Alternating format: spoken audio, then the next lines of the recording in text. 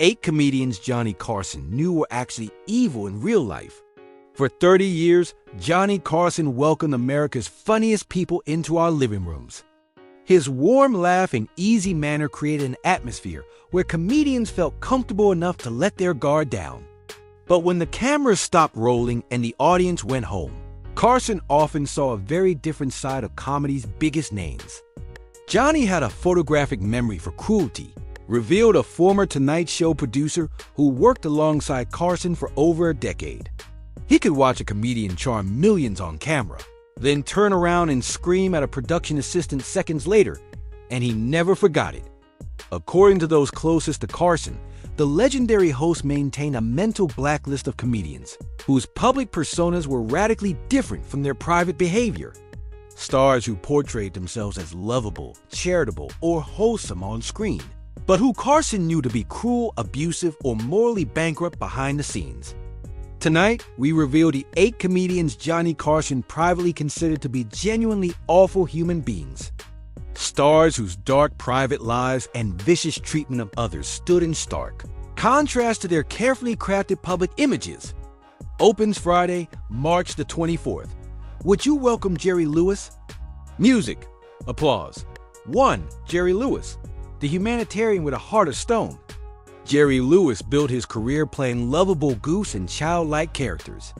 His annual muscular dystroph telethons raised millions for charity, creating an image of Lewis as a deeply caring humanitarian devoted to helping children.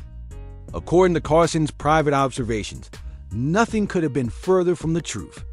Jerry Lewis was probably number 1 on Johnny's list of comedians he couldn't stand, revealed a former Tonight Show producer.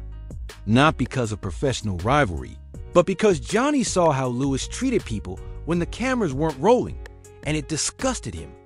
Lewis's appearances on The Tonight Show were notorious among staff members for the tension they created. According to multiple accounts, Lewis would arrive with an entourage of sycophants, make impossible demands, and berate crew members for the slightest perceived misstep. He was arrogant, abusive to staff, and particularly cruel to women, recalled a former stage manager. He'd smile and charm the audience, then turn around and scream at a female production assistant for bringing him the wrong brand of water. The contrast was jarring. One incident in particular reportedly cemented Lewis's place on Carson's mental blacklist. During a commercial break in the mid-1970s, a young female internally entered Lewis's dressing room with a message. According to multiple witnesses, Lewis unleashed a tirade so vicious that the young woman quit television altogether. Johnny heard about it and was livid, said a former cameraman. He made sure that in turn got a personal apology from the executive producer, but he never forgot how Lewis had treated her. Beyond his behavior on set, Lewis's personal life revealed further contradictions. Despite his public image as a champion for children with disabilities, he allegedly abandoned his own daughter and refused to acknowledge her throughout his life. And while he teared up on camera during his famous telethons, off camera he reportedly mocked the very children he claimed to be helping. He smiled for muscular dystroph and screamed at interns 5 minutes later. Remembered a longtime NBC employee. Johnny found that kind of two-faced behavior reprehensible. As Carson might have wryly observed, Jerry could make you laugh unless you worked for him. Then he just made you cry. Funniest monologue I've ever heard. Heard you many, many years. Tonight was the funniest. So enjoy it. 2. Don Rickles. When the insult comic wasn't joking, Don Rickles built his entire career on insult comedy, a brash, take no prisoner style that earned him the nickname Mr. Warmth ironically, and made him one of the most distinctive comedic voices of his generation. Audiences loved his act, laughing along as he skewered celebrities, politicians, and ordinary people alike. According to those close to Carson, the troubling reality was that Rickles' caustic stage persona wasn't an act at all. It was his genuine personality unleashed without the mitigating factor of humor when cameras weren't rolling. Rickles was known for being funny on stage and vicious off it, explained a former Tonight Show booker. Johnny found him professionally hilarious, but personally insufferable. He feuded with writers, mocked staff, and humiliated guests behind the scenes. Unlike many comedians who developed outrageous personas for the stage, but were actually kind and gentle in private life, Rickles reportedly never turned off his aggressive, insulting approach. He simply removed the punchlines when dealing with people he considered beneath him. Insult comedy only works when it's an act. For Dawn, it was just personality, revealed a former writer who worked with both Carson and Rickles. What made it worse was that when he insulted celebrities on camera, they were in on the joke and could respond. When he went after staff members backstage, they couldn't defend themselves without risking their jobs. Carson, who maintained a professional relationship with Rickles and frequently featured him on The Tonight Show, privately expressed concern about the comedian's inability or unwillingness to distinguish between performance and real life. According to those in Carson's inner circle, he found it disturbing that Rickles seemed incapable of normal human interaction without demeaning others. Johnny used to say, "Doan doesn't have a switch.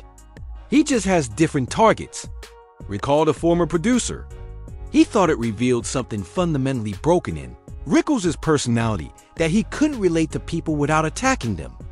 The contrast between Rickles' popularity with audiences and his treatment of colleagues created a moral dilemma for Carson. While he recognized Rickles' undeniable talent, he reportedly found it difficult to reconcile the comedian's public success with his private behavior. As Carson might have dryly observed, he never turned it off. He just turned it on you.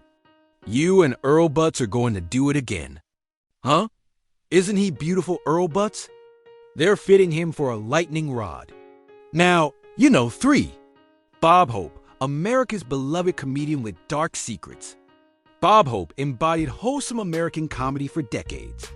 His USO tours entertaining troops made him a national icon, and his clean-cut image as a patriotic family man endeared him to generations of fans.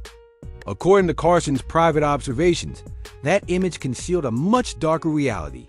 Hope's public and private personas couldn't have been more different, said a former Tonight Show staff member. Johnny respected Hope's work with the troops enormously.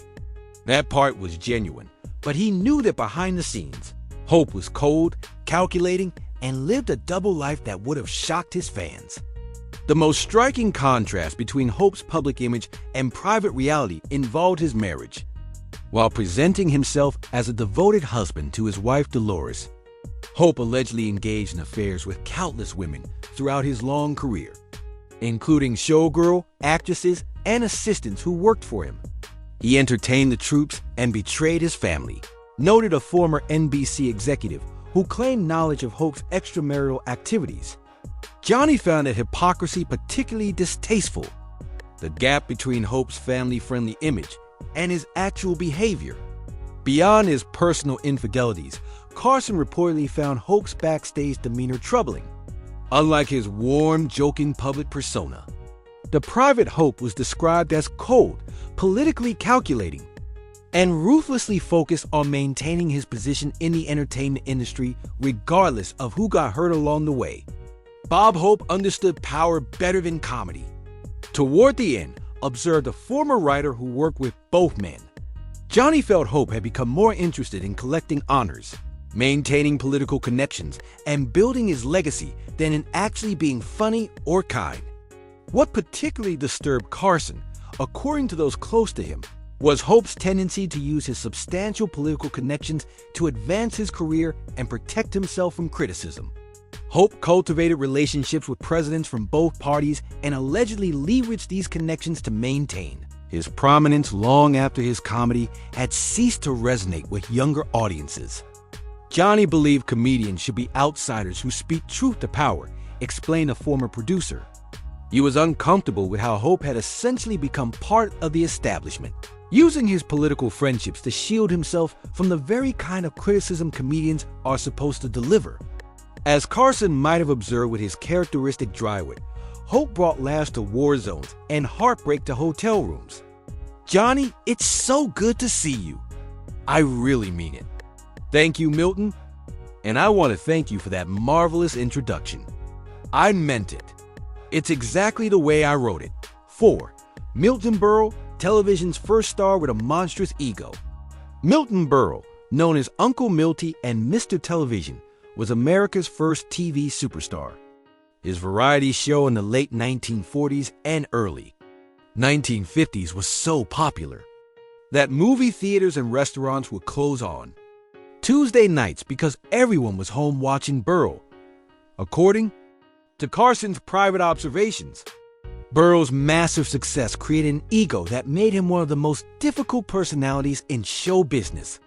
Berle had a massive ego, was notorious for backstage bullying, and was rumored to physically intimidate younger comics, revealed a former Tonight Show talent coordinator. Johnny found his behavior appalling, especially his knee.